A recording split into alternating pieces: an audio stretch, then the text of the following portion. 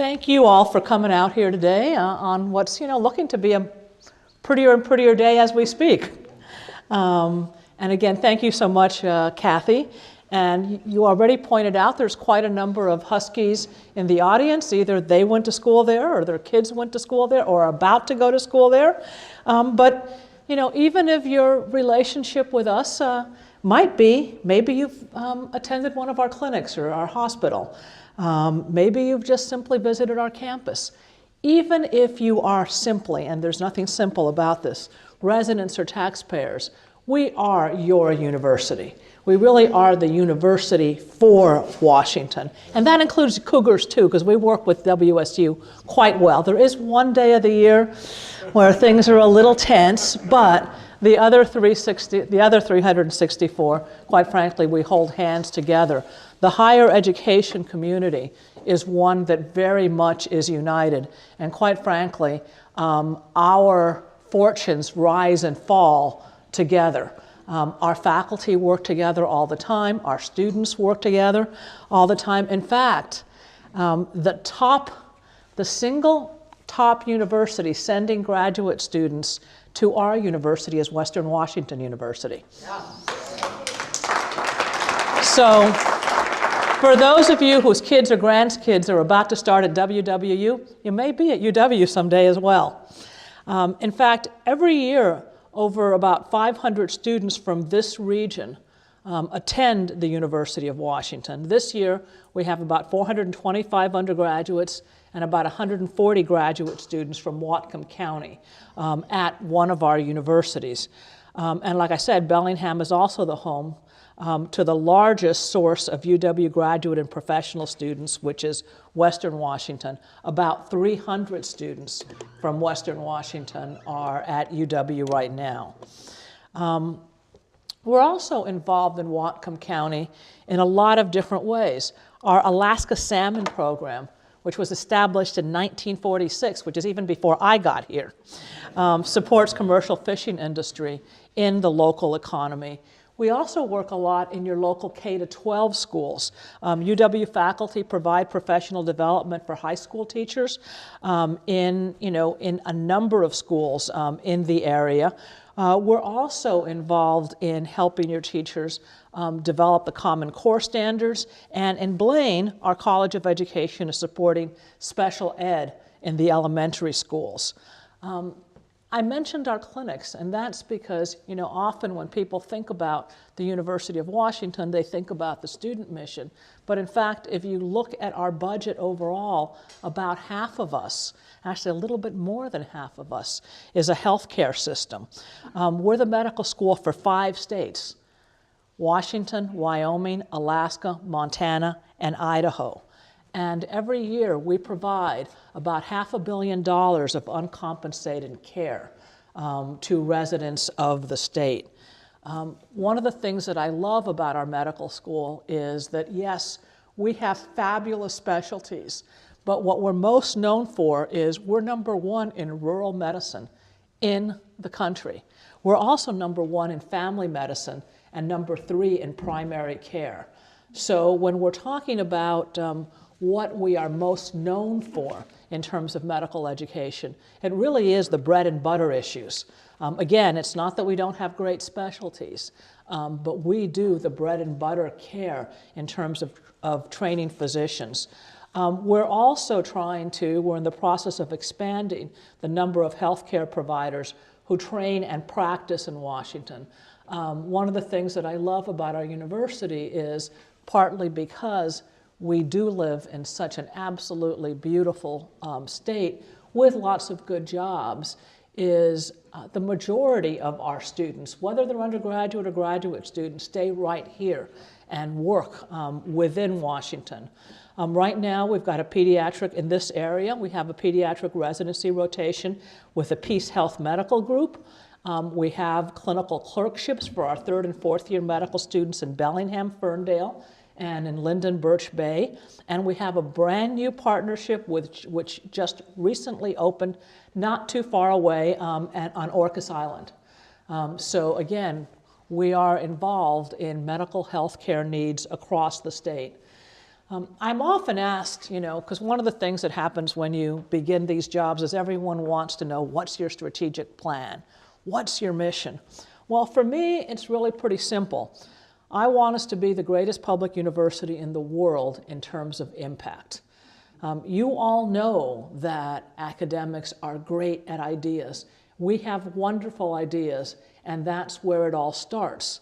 But one of the things that we really care about, that I really want to make sure that we do, is turn those ideas into impact. Make sure that those ideas make a difference in the world. In some cases, it's going to be right away. So, you'll see that a lot in our tech programs and our engineering programs. In some cases, the ideas will take a while to reach impact. I guess it wasn't this last year, a year ago, we won a Nobel Prize in physics.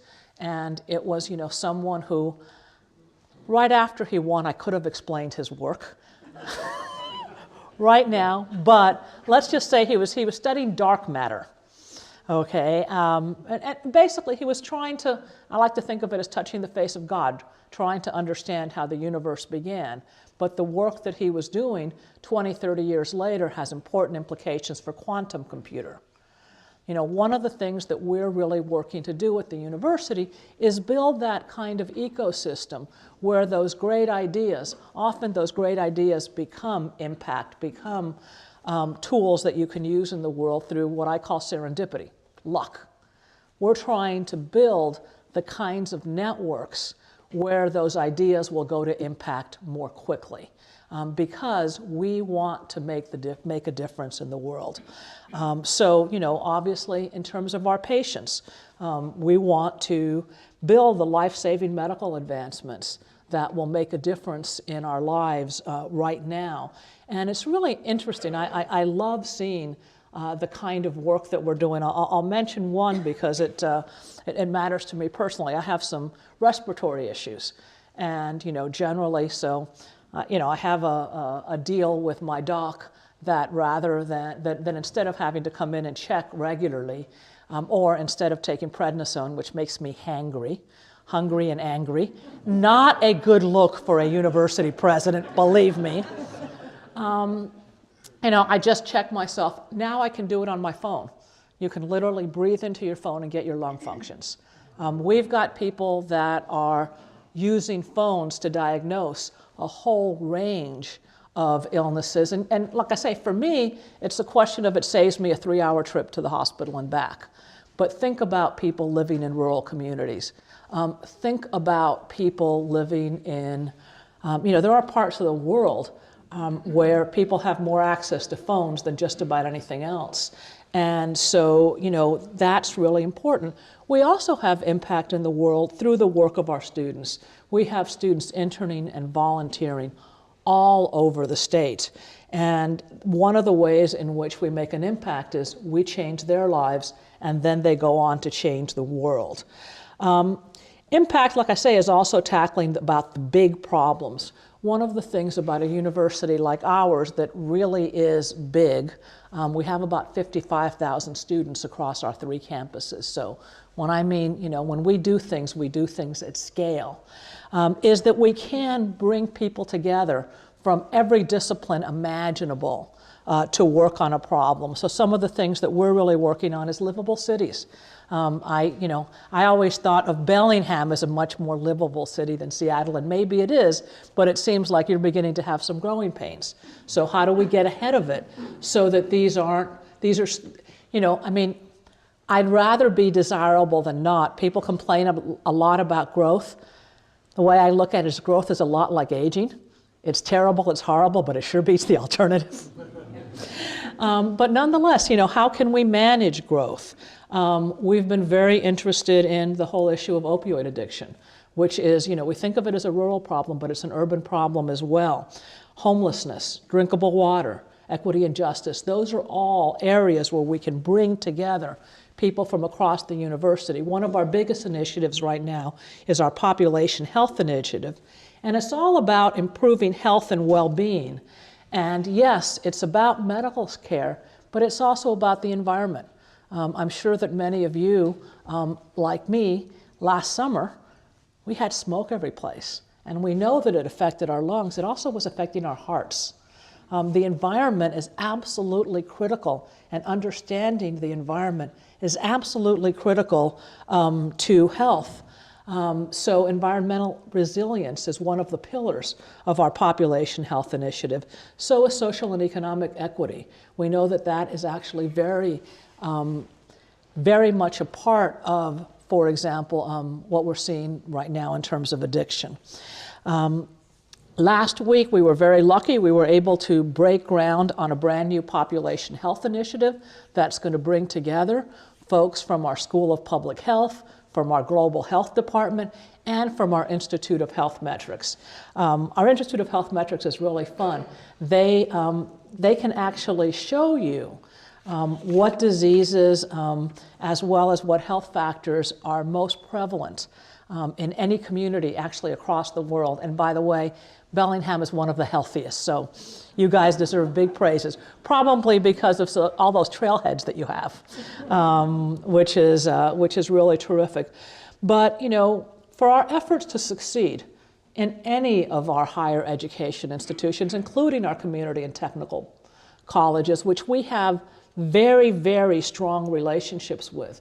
In fact, a quarter of our students are community technical college students that transferred in, and they graduate at the same rate as you do if you come in as a freshman. So those are important partnerships. But for any of us to succeed, you know, we really do need to work together and get out the message that college does matter. I mean, there are lots of, I want to make sure that there are lots of alternatives to young people. But I think sometimes when we hear some of the word, Newsweek magazine about 2 or 3 weeks ago had on its cover the war against college. And I really want to very strongly make sure that everyone understands that for me it's about making sure that everybody who wants to has the opportunity to go to college and has the opportunity to graduate.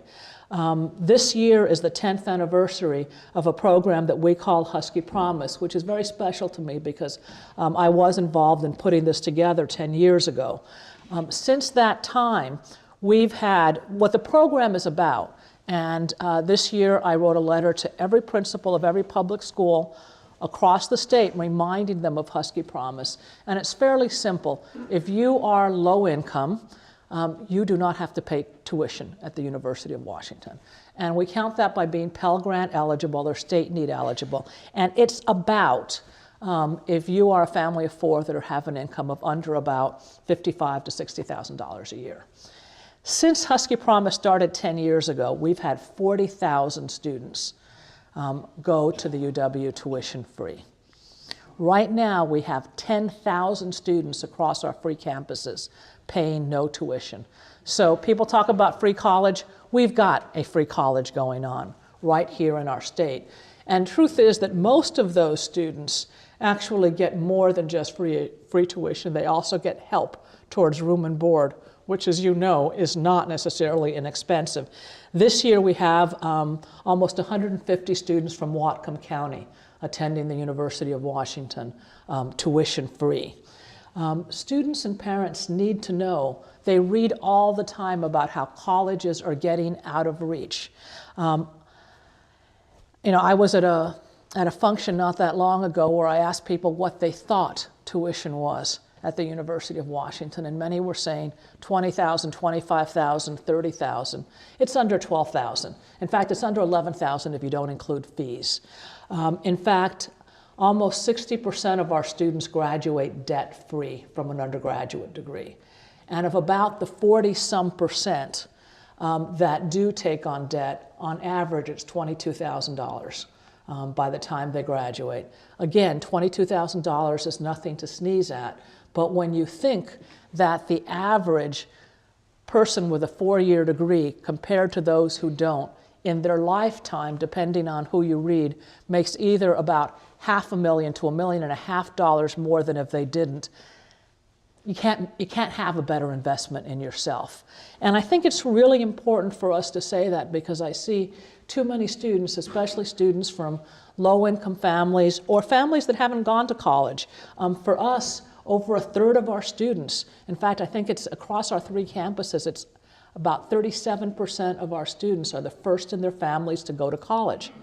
And so when they read about college coming out of, being out of reach, when they read about people graduating with hundreds of thousands of dollars worth of debt, sometimes they count themselves out from the game. And we need those students to be getting the education that they want and that they need, and not counting themselves out. So I'm on a bit of a mission, which is why I wrote to all the high school principals, and why I've been doing a fair deal of talking to young people. I was actually out at Evergreen College down in South Seattle not that long ago, just letting them know that college is not out of reach.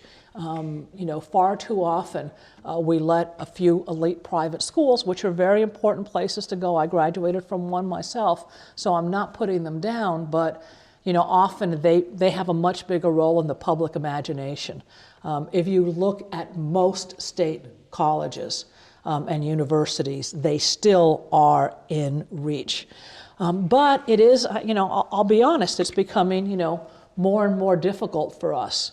One of the things that I feel very strongly about is that we need universities that have a strong nexus between access. And by the way, access isn't just about who gets in, it's about who graduates. And that's something that we've been paying a lot of attention to. For low-income students, starting at 4-year colleges, the graduation rate nationwide is under 50%. We're at about 86%. And we want to boost that. We think it's really important that students not just enter. Access is also about graduating, but also it's about excellence. It's about having really great programs that they can attend, so that they can go and do whatever they want. So that they can afford houses in our communities, so they can live with us. And that is becoming harder. State funding is really, you've all heard about how during the Great Recession the state disinvested in higher education. Well, it's been 10 years since the Great Recession. Our funding averages are still lower now than they were 10 years ago.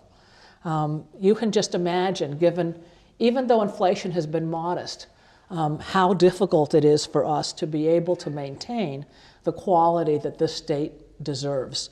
Especially because what you see, we are very attentive.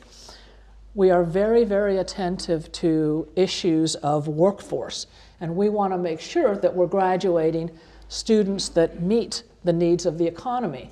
So one of the things that you've really seen change over the last 10 years is a higher proportion of our students are graduating with STEM degrees, degrees in science and technology, engineering, and math. In fact, about 40% of all our students graduate with at least one degree in a STEM area. Sometimes they're double majors. Those degrees are more expensive than an English or a sociology degree. Not just because we have a lot more competition for faculty. I don't know if you read, but very recently there was a wonderful article in the New York Times that was talking about faculty teaching in the area of artificial intelligence or machine learning. That is one of our stronger programs at the University of Washington. These are programs that are revolutionizing everything, including medical care. What the New York Times was reporting is that the average salaries outside of academia are over $1 million a year. Okay, and those are people that we're competing to try and bring young faculty onto our campuses. So faculty cost more in the STEM areas, but more importantly than that, for example, if I bring someone into physics, I have to build them a lab, or someone into biology, you have to build them a lab. We have to build buildings, and at this point, quite frankly, I talked about the population building going up. 90% of the funding was from donors. Same thing, our computer science, we have a new computer science building that will open in December. It will allow us to double the size of our computer science program, something that the state really needs, that our students really want. The building is about 90% private dollars. That's how we're building right now. And I get very, very concerned that if we as taxpayers, particularly, you know, a lot of folks are talking about how now that we've got McCleary behind us, this next session is a session for higher ed. I hope that all of us in this room, you know, keep the fire to the feet of our legislators, because public higher education is so incredibly important, both in terms of, like I say, building the future for our children and grandchildren, nieces and nephews, but also for delivering the research that we need. This state is very innovation-based. If you look at the economy of the state, it's been based on doing things differently than others. And that's something that we're very, very invested in. For example, and it's something, I think it's also worth saying that it's something that faculty and students do together. For example, 87% of UW patents had a student involved. And so that's what I love about the kind of education we have, is our students are involved side by side with our faculty, doing the kind of research that really matters. I want to make sure that I have time to answer the questions that you have. So I'm going to go ahead and end there. But please, like I say, regardless of which is your favorite university, I'm hoping that you all, and like I say, you know, we work together, that you all talk to your legislators in the session to come about the importance of higher education. We are important to your community. So I'll end here and take questions. Thank you.